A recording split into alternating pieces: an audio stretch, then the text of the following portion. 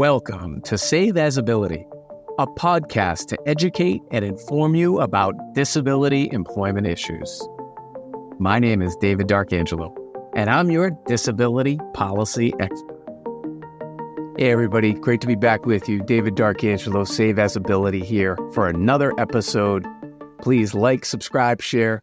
That's really helping us build our channel, get this content out for you.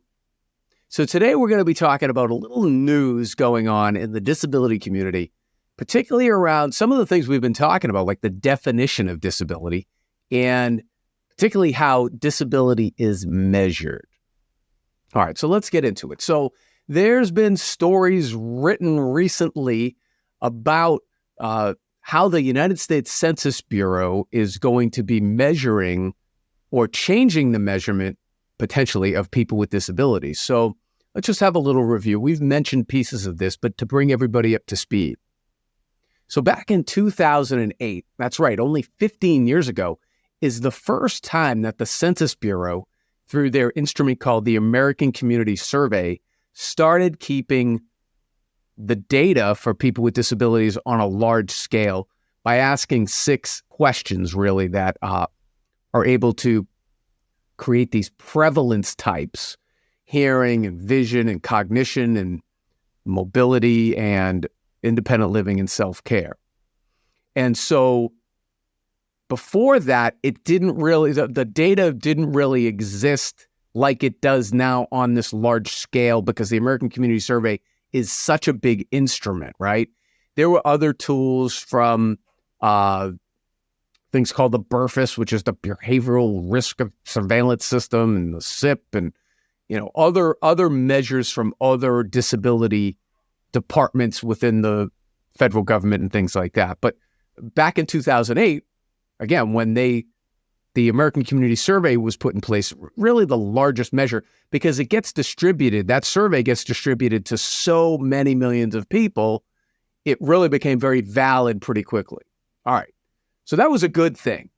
And the disability community at the time, I think, there was some mixed things of, can it be more questions? And, the way the survey was put together was pen and paper back then. And so mailing it out, there was considerations that had to be made. And, you couldn't just ask this endless amount of questions and things like that.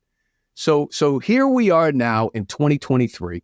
Back in 2018, an initiative started within the Census Bureau, and it was to really modernize the questions, go to like an evolution of the questions. Because right now, the way the questions are asked, the answers are a yes or no answer. And so what's being proposed is a gradient answer, right? So that then presents various opportunities, but it also presents various challenges as well. And right now in the disability community, there's a little bit of a debate about, is this a good thing? Is this a bad thing? Is this going to affect the amounts of people with disabilities? Because really, one of the things that the American Community Survey is used for local governments, state governments, federal governments, policymakers on, well, how many people with disabilities are there, and what's the breakout amongst these quote unquote, air quotes, prevalence types? And so the implications of changing that could mean more people with disabilities are included or less people with disabilities are included, where that could then make policy implications changes down the line that, again, could include more people with disabilities or less people with disabilities. And one of the articles I saw, I think it was from National Public Radio, had it that there was a report that came out about a test that the Census Bureau had done that indicated potentially as many as 40% less people with disabilities by this new measure would be included. And, that's a little speculative. That was a test that they had done, and we're not sure until it fully gets implemented. So my feelings on it. So 2 different things. One, I do think going with a gradient answer is incremental change. I think that's positive. I think that can help us get better data. I think the challenge comes is, where then does that quote unquote like set the line? Because really what that could do then is lead to I guess, less people with disabilities ultimately being included in that because of the gradient approach to the way the questions are answered.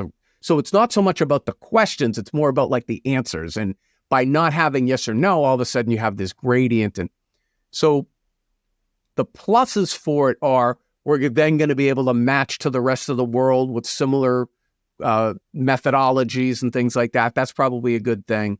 But again, on the other side, some advocates are saying, well, that will lead to less people with disabilities. To me, that remains to be seen. I'm not so sure of that.